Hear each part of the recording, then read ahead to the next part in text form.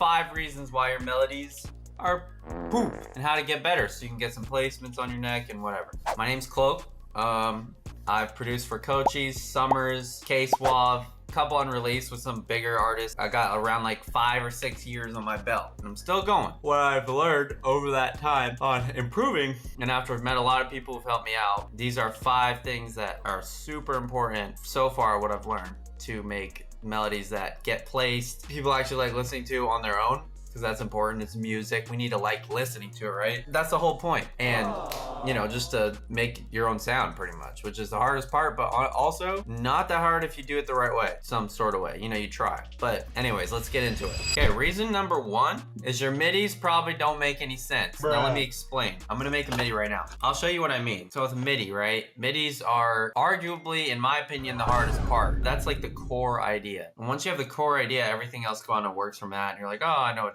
that would be cool, this would be cool, right? What most people do for midis is they just kind of go with the flow, which is fine. But what you can do, especially if you're not good at them, you can tell. Here, let me explain. So I'm gonna just put down some notes, right? Right, this is bad. You can already tell it doesn't make sense, right? So there's some things out of key. You can go through it like that. Like go through all the notes, and if you hear one that doesn't make sense with the other that works, see, there you go. There, this one's kind of like darker. And look, I could strum that. Just use that as an idea too. Okay, I don't know what's wrong with my strum. Hold on.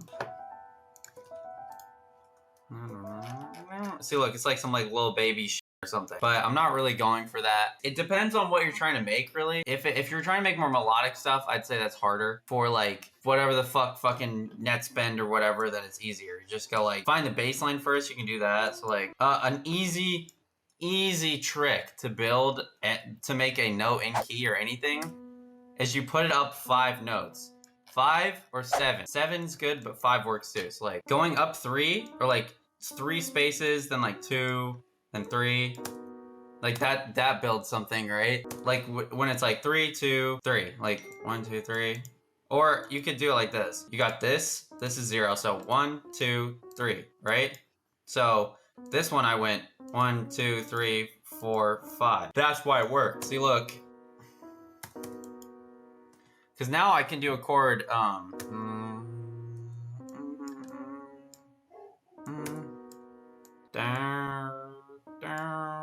the bass notes is what really matters, to be honest. What's really nice is like, if I put this over here, I'm not gonna leave it, but if you put it up 5, it always makes sense.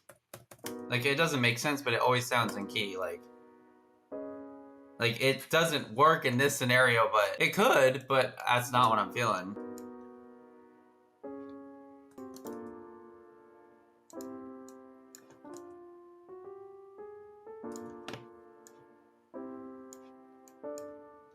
See, look, there you go. Now it makes sense. It goes 1, 2, right? I have a trouble deciphering as well, but that didn't take me very long to make. So what I'm gonna do is I'm gonna spend a little bit more time on it. This is a big problem. This is another thing with MIDI, is spend more time on them. So right now, the recap. We have the 1-5-7 trick, super nice. Bass notes, always do those first. And then spending more time on them.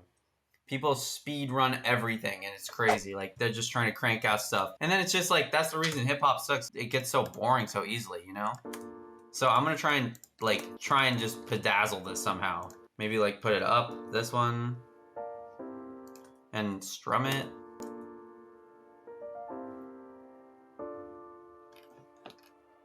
Or I could try this, hold on. Let's see this. Give it a little pause before the chord hits.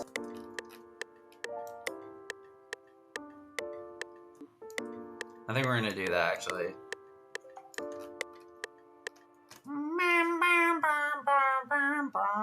Then you can add like a top line or something. There you go.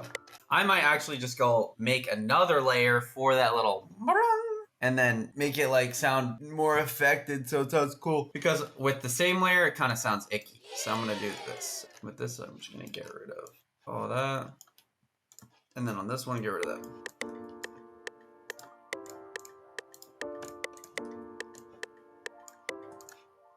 Let's set the delay a little more.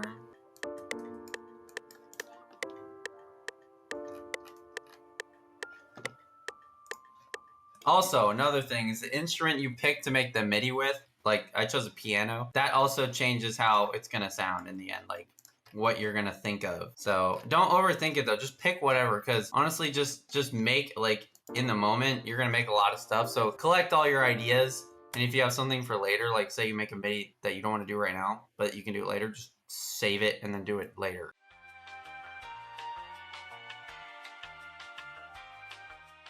Also, another way to make good MIDIs is to use someone, like, say you have a song you really like, and you like the MIDI a lot, and you just like the chord, the whole vibe of it. You just like the vibe. Take the song, right? Go to YouTube, MP3 it, and then get this plugin called Melodies. Literally take the chords, just reuse them, and then study them. Be like, oh, that's that space, that makes sense. Okay, just study chords that you like. Study people's music, literally, and it's so easy. And study, I mean, literally just recreate it over and over until you memorize the spacing, and then you're like, oh, that's how that makes sense. Point 2 is you have too much going on. That's a big issue a lot of people have, and I'm gonna explain how to get over it. I do it all the time too. It's annoying. It's so annoying. It's so easy to do. Don't even think about too much going on until you finished everything you wanted to do. Like, all the ideas are done, because like when you have all your ideas out, you can just pick which ones in which order you want them, and then there's not too much going on because they're all good. They can just be put at different spots, like form it, you know.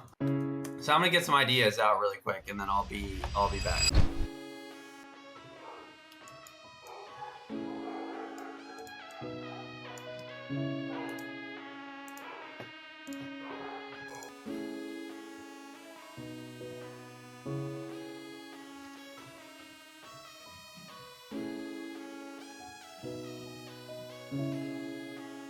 Okay, so I've came up with this loop so far. What I just have a bunch of right? So this is the process you should go through, is just craft, just grab whatever. And that brings me to tip number 3. Your process is super robotic. What I mean by that is that you do the same thing. If you ever copy and paste like a lot, that means you're robotic. You're robotic maxing. Things need to flow, but also not sound like the same thing over and over, because then you're just like every other prod. It just puts you in this bubble of ass, right? So you need to experiment and like break, as much as it feels like, I don't want to do that because I'm wasting time. You know, I need to make all these loops and get these placements right now. You might get a placement, you probably will, from grinding that hard. I did it, and all I did was the same thing over and over. Problem is, then it locks you to that artist's sound, and you don't even have your own. You're just this robot who cranks out these loops that take you like 20 minutes. It's stupid. What you should be doing instead, this is a risk though, because artists are gonna be more, making your own sound puts you in your own lane, which can either divide you or make you the greatest ever, you know? For a while, a lot of producers are like, when they have their own sound, no one likes it yet, and then when everyone does like it, everyone likes it, and they're like, oh my god, I can only go to him for that. You can't be a robot. The only way to get that unique sound thing is take the risk and not be a robot. So let me show you how. This is what I have right now. I'll show you.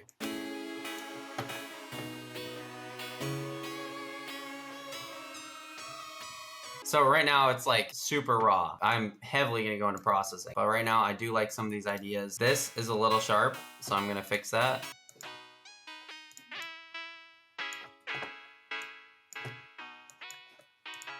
I'm gonna put some, like, make it go kind of all over the place.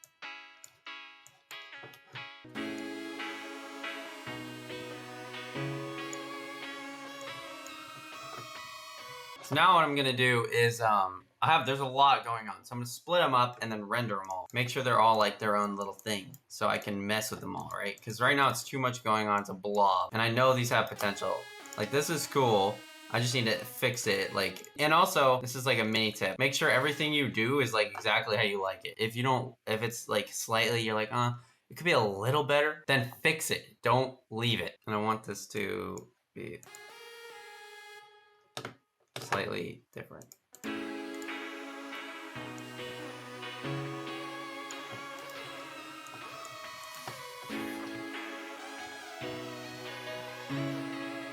So then, right now I'm just gonna render them all out, make sure they're all cool ideas on their own. Okay, this is what I got so far.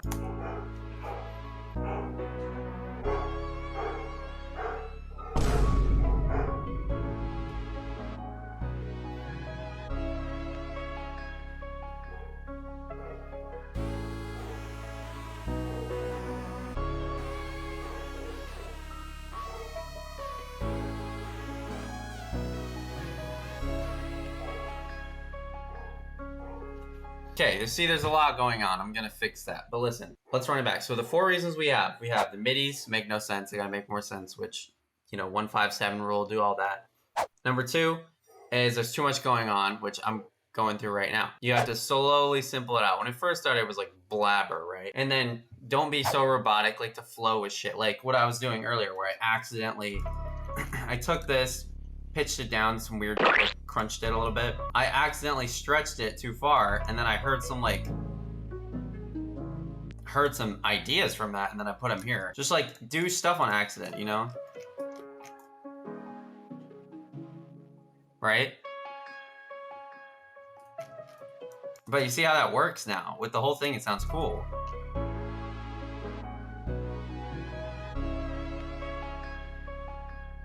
See? So, it's always good to not be robotic. And then number 4, take more time on your melodies. Take lots of time. Because I've already been on this at least like an hour on just this one melody. And it's still like, I'm saying I'm still forming it. Actually, you know what? Since I'm going to have a bonus tip. So this is a bonus tip. This is huge. I'm working on a kit. It's called, the name will be revealed soon. But it is the best kit I've ever done. It's going to help with all 5 of these with your melodies. Making it simpler. There'll be simpler sounds, some like chord stuff. A lot of just unique sounds, which is a huge problem too. Brings me to number 5. Number 5 is study producers that you think are fire. So if you like my shit, I'm showing you how to use it. But like say like, Metro or whoever. Study their midis too. You just study. Always be studying what they're doing. Like say like the spacing between notes and shit. Sounds is probably, if not one of the most important parts. That's why I use my kits a lot as well, which I have down below. Crimson, Analog. I use them for all my placements. The stuff I was bringing up earlier, Coach Ice Summer, those were with Crimson. So if you want to get that and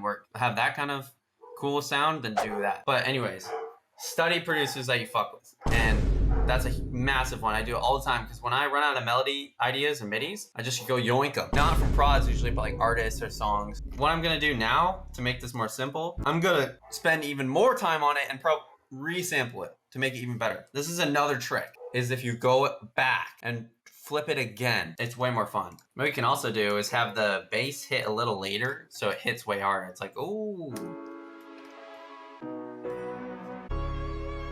You know what I'm saying? It makes sense.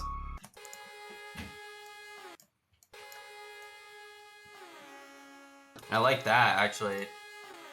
The little, I like how it goes, so I'm going to use that later as another phrase or something. As you're in the field a little longer, you get a lot more of this thoughts like this.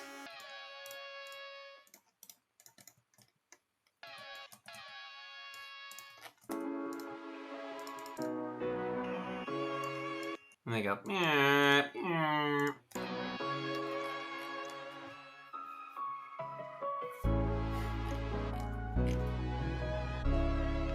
stretch this a little.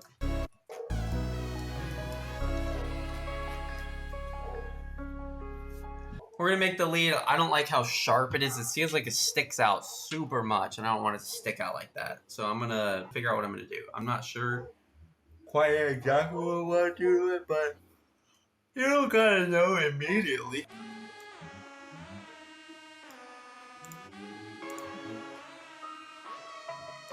Now we have this other thing I forgot about that I put on earlier.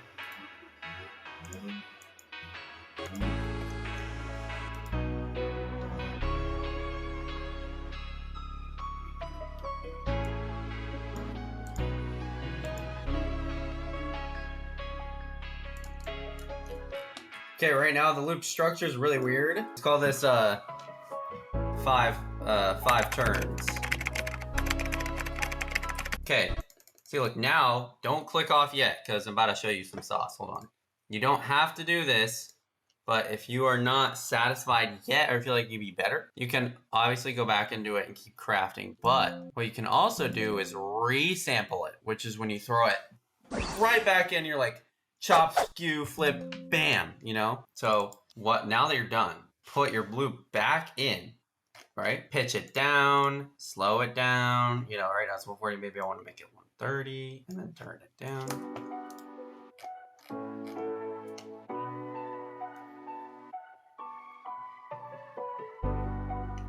But that's not what you can do.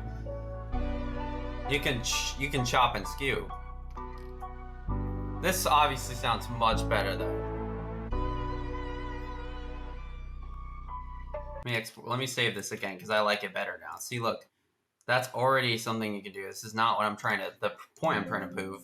But some loops like this, because this has a lot of chord movement, right? It's like a You could take like somewhere halfway in the chord and then just put it in the front. I'll show you in a second.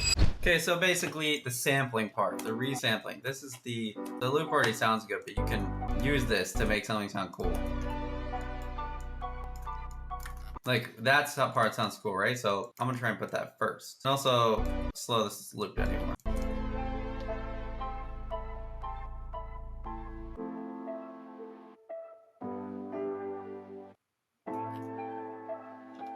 You just gotta, like, mess with it and just see what sounds cool.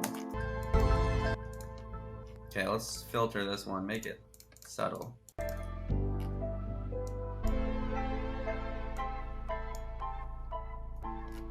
See, look, it already sounds like cool now. It's like way different.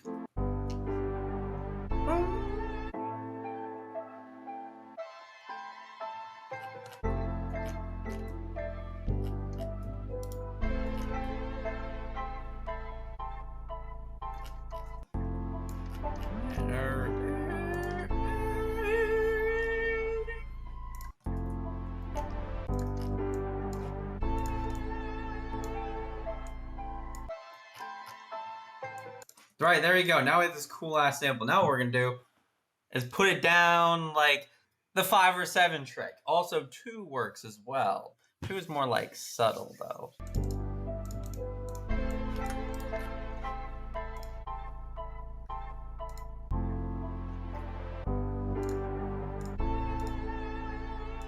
So recap, this is what you need to take away, okay? So you have 1, MIDIs.